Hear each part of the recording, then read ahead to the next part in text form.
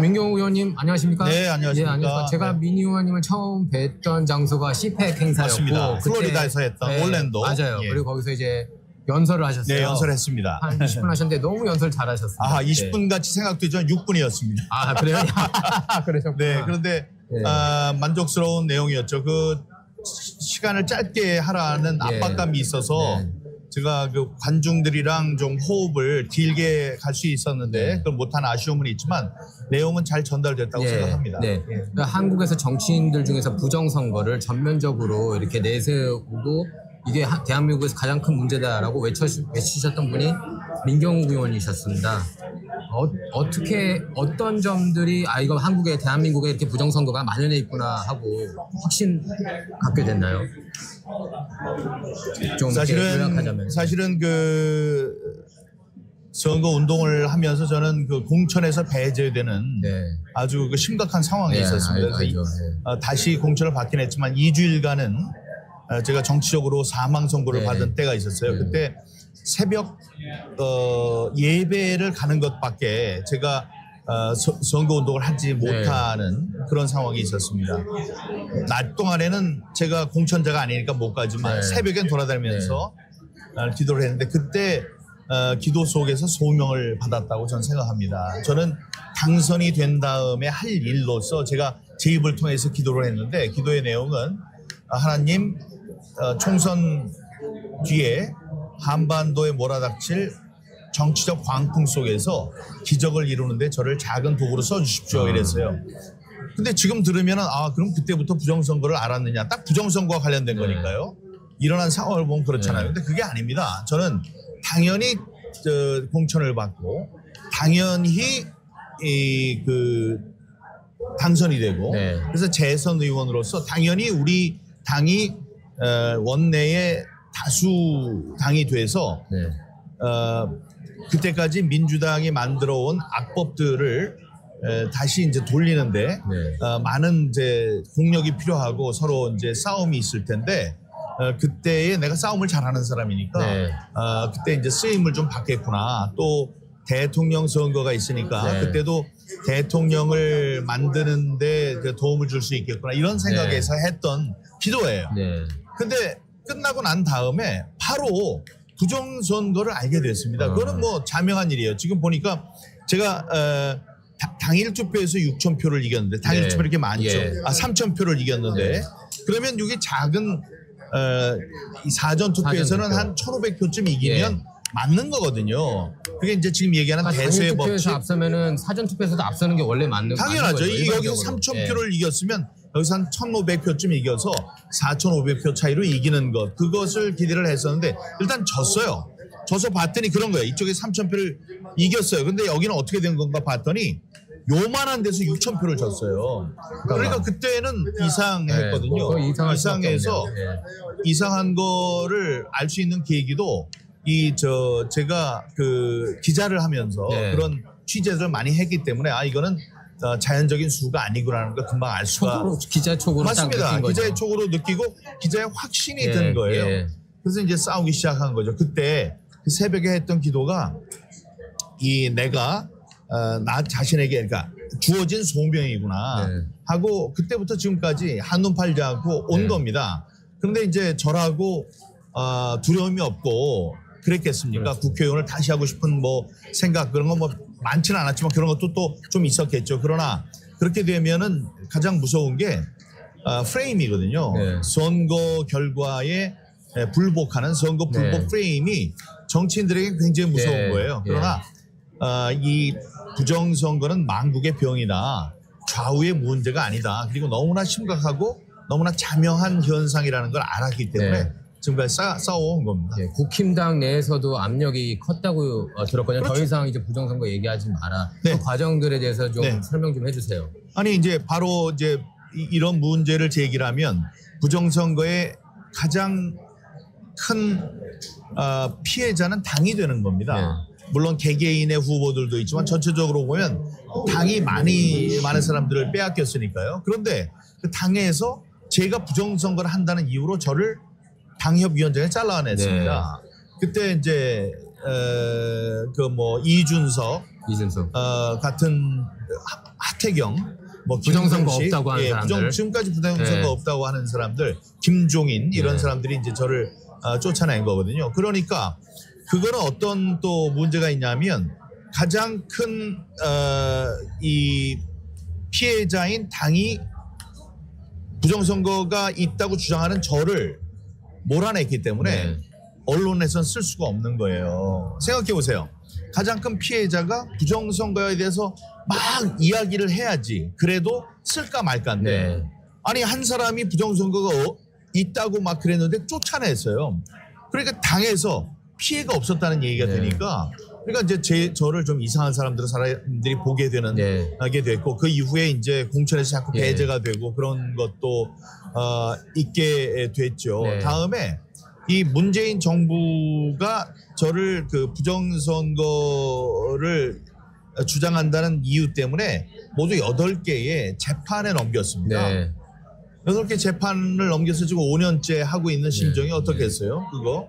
근데 뭐 지금 저는 잘못한 것이 없다는 확신이 있으니까 이렇게 담대하게 나갈 수 있지만 그냥 보통 사람들이라면 뭐 전과가 하나도 없는 상태에서 무슨 경찰서에서 무슨 조사를 받은 일조차 없는 제가 한꺼번에 뭐 한 10여 개의 그 뭐 혐의로 조사를 받고 재판까지 받고 그러면서 심적, 물적, 물질적으로 굉장히 힘든 일이 많았죠. 그래서 친구들도 떨어지고 가족들 간에도 가족 구성원들 간에도 갈등이 있었고요.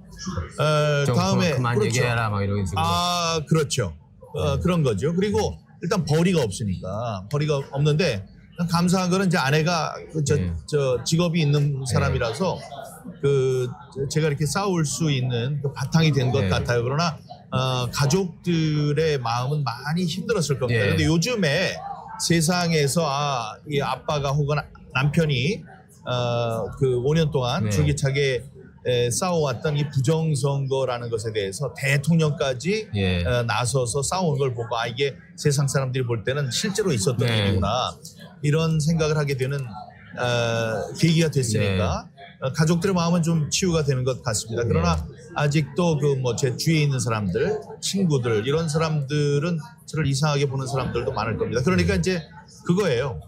처음에 시작할 때 부정선거 싸움 때문에 사람들이 나를 조롱할 것이다라는 건 처음부터 알았어요. 처음부터 각오하고. 그냥 마음을 각오를 하고 있었고 그래서 그냥 덤덤하게 잘 왔는데 그 과정이 행복하지는 않았습니다. 근데 그 당시부터 민희 의원님이 한국에 부정선거 만연한다고 할 때 언론에서는 안 다뤘어도 제가 만난 보수 진영 분들은 입만 열면 부정선거를 얘기 많이 하셨어요. 그거는 원 기자님께서 부정선거에 대해서 관심이 있다고 하는 그런 분이시니까 주위에 있는 분들이 얘기를 할 수 있었던 거예요. 안 그렇다면 피하고 얘기도 못했을 겁니다.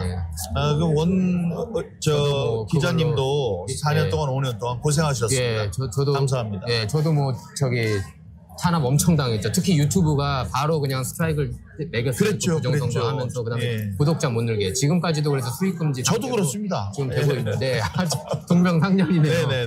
그래서 윤 대통령께서 계엄령을 선포했을 때만 해도 그게 부정선거 이슈 때문이라는 것은 몰랐어요. 모르셨어요. 몰랐어요. 정말로 몰랐습니다. 그래서 아니 계엄을 선포하시네. 그러더니 금방 또 거두어들이네. 그러더니 이거 뭐 문제가 있는 모양이네. 이렇게 이제 받아들였는데 사람들이 뭐라 그러냐면은 선관위에 군인들을 보냈다. 저는 그때까지만 해도 이 뭐 헌법기관들이 몇 개 있지 않습니까? 국회, 선관위, 뭐 대법원, 뭐 이런 것, 헌법재판소 이런 것에 보낸 모양이지 이렇게 생각을 했었어요. 근데 그게 아니더라고요. 그래서 깜짝 놀라게 됐죠. 전율을 느껴지셨을 것 같아요. 정말이에요. 며칠 동안은 멍하게 있었다니까요. 그런데 그 다음에는 윤석열 대통령이 얼마나 고맙던지요. 한 5년쯤 됐을 때는 우리가 부정선거 척결하여 정권 교체 이룩하자 이런 모토로 싸웠거든요. 그러니까 우리는 목숨 걸고 싸운 거예요. 저는 정말 죽을 뻔했죠. 코로나 때문에 죽을 뻔했는데 그런 거를 다 거치고 이 사람을 대통령을 만드는데 우리가 일익을 담당했다라고 생각을 하고 있는 거예요. 부정선거 속에서도 부정선거 속에서도 당선이 되도록 우리가 노력을 했다고 했는데 아니 선거가 끝난 다음에 대통령이 되더니 2년 반 동안 아무 일도 안 하고 네. 심지어 제 지역구에 자기 비서를 보냈어요. 그래서 저 공천을 컷오프 시키고 그 친구를 공천을 내보냈다고요. 내보내면 뭐합니까? 부정선거로 떨어지지. 그렇죠. 이제 그런 상황에서 쭉 갔기 때문에 마지막에 막 저주까지 했다니까요. 이 사람이 부정선거 얽힌 게 있구나. 그렇지 않으면 2년 반 동안 이럴 수가 있느냐라고 했었어요. 네. 근데 아주 정말 극적으로 이 부정선거에 자신의 목숨과 자기의 모든 권한과 자기의 직위와 이 모든 것을 걸고 정말 한판 큰 승부를 벌이고 있어서 정말 과거에 제가 가지고 있었던 섭섭함 같은 건 전부 다 사라지고 정말 너무 감사한 거예요. 그러니까 제가 미국까지 와서 그 구명운동을 벌이고 있는 것 아닙니까? 사실은 제가 여기 온 게 부정선거를 세상 사람들에게 알리는 것도 있지만 저의 가장 큰 목적은 여기서 제가 만날 수 있는 가장 높은 고위층의 사람을 만나서 윤석열 대통령에 대한 구명운동을 벌이는 겁니다. 네. 예, 그래서 그것을 외쳐왔습니다. 실제로 이렇게 좀 고위직에 앉아 계신 트럼프 좀 접촉이 돼가지고 했습니다. 전하셨나요? 네.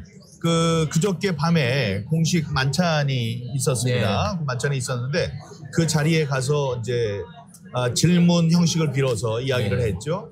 나는 한국에서 온 정치인이다. 한국에서 온 민경욱인데 국회의원도 했고 그다음에 대통령 대변인도 했다. 4년 전에 내가 부정선거에 의해서 떨어진 희생자로서 그거를 미국에 와서 미국 사람들이나 트럼프에게 알리려고 노력을 했었다. 심지어 조심해라. 안 그러면 너희들이 다음번 부정선거의 희생자가 될 것이다 라고 얘기까지 했다. 근데 그때는 트럼프 대통령이 나의 경고를 받아들일 준비가 돼 있지 않았었다. 그런데 지금은 부정선거를 딛고 다시 대통령이 됐고 와신 상담 속에 부정선거가 어떤 것인지 잘 알고 한때 그는 내가 세상에서 부정선거를 제일 많이 잘하는 사람이다라고 얘기까지 했다. 근데 세상에서 제일 부정선거를 많이 하는 사람 저고요. 두 번째로 많이 하는 사람. 이제 두 번째로 하는 그다음에 윤석열 대통령이 3위입니까? 예, 그런데 그런 분이 이제 알게 됐는데 2달 전, 석 달 전에 대한민국에서 윤석열 대통령이 다만 이 한 가지 목표로 부정선거를 대한민국에서 몰아내겠다는 일념으로 비상계엄을 선포를 했고 그 이후로 구속돼서 지금 영어에 몸이 돼 있고 탄핵 위기에 몰렸다. 어려울 때 친구가 친구다.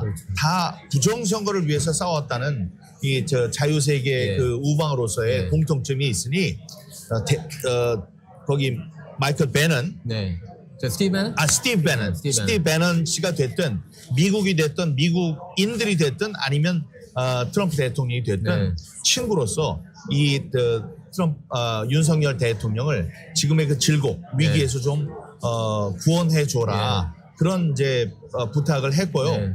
스티브 베넌 얘기는 자기는 트럼프 대통령이 이 상황에 대해서 알고 있고 준비가 됐을 때 필요한 조치를 반드시 할 것으로 믿고 있다라는 얘기를 했습니다.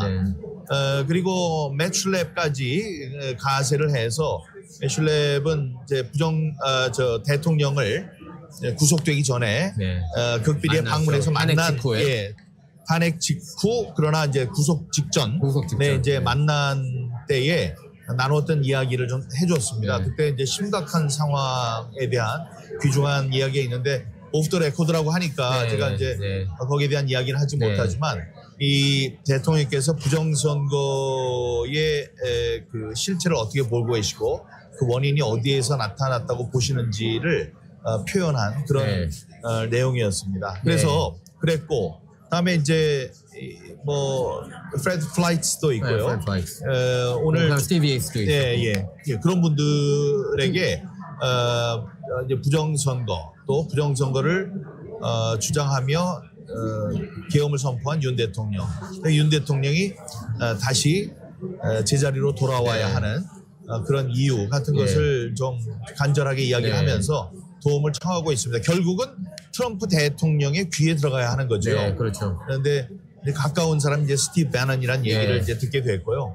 그분에 대해서 이야기를 했으니 어떻게 해서든지 이제 그분의 귀에 대한민국의 상황이 잘 전달되길 바랍니다. 잠시 전에 끝났던 우리 그 KC팩 부정선거 이슈 주제로 한 부정선거 이슈에 고든 창, 뭐 그랜 뉴섬 등등 탕 대사님 비롯해서 많은 분들이 얘기를 하셨는데 저는 그분들이 5년 전부터 부정선거를 계속 이렇게 따라온 면은 있지만 그렇게 정확하고 이 논리적으로 완벽하게 부정선거를 꿰고 있다는 사실을 발견하게 된 건 굉장히 놀라운 일입니다.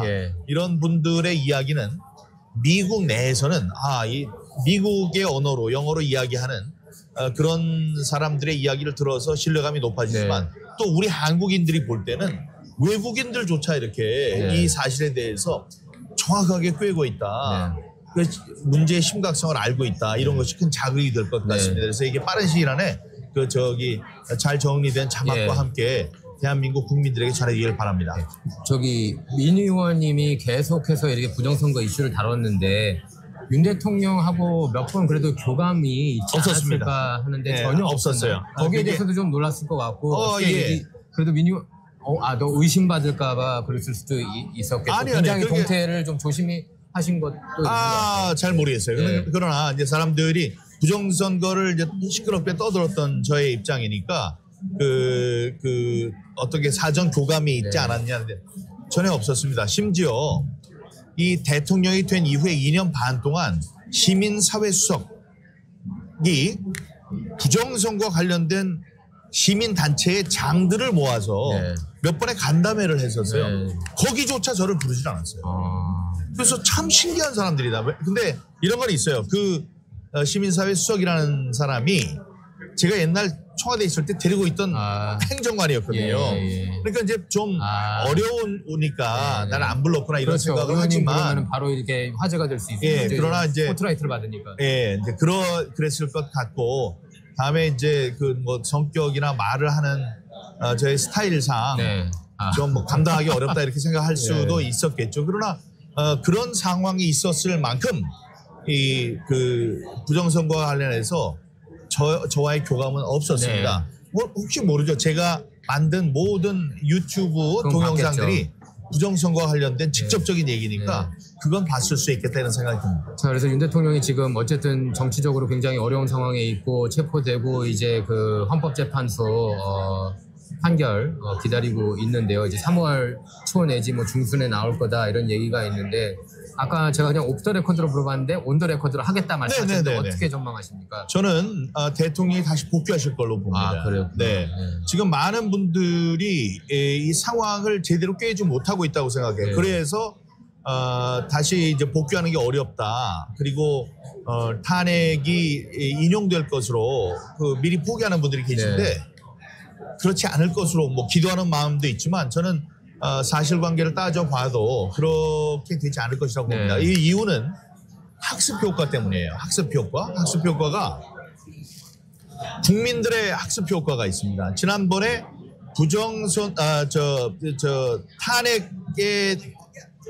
탄핵이란 사안이 있었을 때 사람들은 덩달아서 우파에 있는 사람들도 좌파에 있는 사람들에게 그냥 이렇게 덩달아서 부안해동하면서 아이고 나쁜 짓 했나 보지 뭐 아유 대통령이 있는 사람들 높은 사람들 싫어 한번 떨어지는 거 보자 이런 심정으로 그냥 휩쓸려 갔어요. 휩쓸려 가서 아무 죄가 없는 대통령을 5년 동안 옥살이를 시킨 그런 안타까운 마음을 갖고 있습니다. 주의식을 갖고 있습니다. 쏠림 현상 때 그때 그냥 다 같이 그렇죠. 별로 저항이 처음엔 없었죠. 그렇습니다. 근데 지금은 다릅니다. 지금은 그때 있었던 것 때문에 똑같이 바보같이 당하지 않겠다. 억울한 피해자를 만들지 않겠다. 이런 생각을 하고 있습니다. 그게 이제 국민들 차원에서의 학습 효과고 대통령으로 보면 대통령은 지난번 박근혜 대통령의 탄핵에 관여했던 사람이에요. 그다음에 법률가입니다. 그래서 어떤 상황으로 탄핵에 이르렀는지 잘 알고 있는 사람. 그러니까 어떤 걸 막아야지 탄핵에서 살아남을 수 있는지도 아는 사람입니다. 그리고 당시에 대통령은 저항을 포기했어요. 이거는 말이 안 되고 나를 그냥 올가 넣으려고 하는 거구나. 빠져나올 수가 없다. 그러나 지금 열심히 싸우고 있어요. 있죠. 네. 중요한 그 법률적 네. 상황마다 네. 중요한 이야기를 하면서 싸우고 있습니다. 다음에 저기는 어떻습니까? 지지율. 네. 지지율도 지지율이 지금 50% 넘어섰고 옛날에 박근혜 대통령 10% 미만이었어요. 4%까지 내려가셨죠. 그렇죠. 4%까지 네. 내려갔어요. 지금은 51%입니다. 그리고 아까 제가 대중의 학습 효과를 말씀드렸는데 그렇게 깨인 사람들 중에 가장 무서운 게 2030. 2030이 지금 몰려들어서 매일 하나씩의 노래를 만들어낼 정도예요. 네, 네. 그 2030은 잃을 것이 없고 그다음에 불공정한 것을 참지 못하는 사람들이거든요. 이제 그런 사람들이 한번 알게 되면 이 사람들을 막을 수가 네. 없습니다. 그런 현상으로 볼 때 이번에 상황은 지난번 무기력하게 당했던 박근혜 대통령의 탄핵과는 네. 다르다. 그래서 우리가 굉장히 어려운 싸움이지만 또 미국의 태도도 있습니다. 당시에 미국의 태도는 관여하지 않으려고 했던 건데 그럼 관여하지 않을 수가 없어요. 두 대통령이 부정선거로 딱 묶여있는 사람들이거든요. 그렇기 때문에 이 미국의 도움도 청할 수 있고 또 기대할 수 있는 상황이라서 우리가 각자 있는 자리에서 우리 원 기자님대로 저는 저대로 또 많은 2030대로 정치는 정치인, 법률가는 법률가대로 우리가 또 본인은 본인대로 이렇게 열심히 싸운다면 굉장히 어려운 싸움이지만 간발의 차이로 이기는 싸움이다. 지금 다큐멘터리도 우리가 만든 게 4개인데 지금 또 하나가 만들어지고 2개가 만들어지고 있는 중입니다. 하나는 지금 사람들이 존재를 모를 텐데 그렇게 사람들을 알리려는 노력들이 있어서 우리는 간절한 마음을 담아서 싸우면 반드시 이기는 싸움이다. 저는 그렇게 생각합니다. 알겠습니다. 민 의원님도 정치적으로 좀 더 지금 화제가 되면서 다시 이렇게 정계 복귀가 가능한 시나리오가 열리고 있다고 봐요. 저는 마음을 내려놓고 좌우의 문제가 아니기 때문에 부정선거를 세상에서 없애야 된다. 이게 다음에 실현이 된다면요. 그거는 대통령보다도 더 훌륭한 일을 하는 겁니다. 그렇기 때문에 저는 그런 개인적인 욕심 이런 것을 앞세우진 않습니다. 네, 의원님 이렇게 시간 내주셔서 감사합니다. 감사합니다. 감사합니다.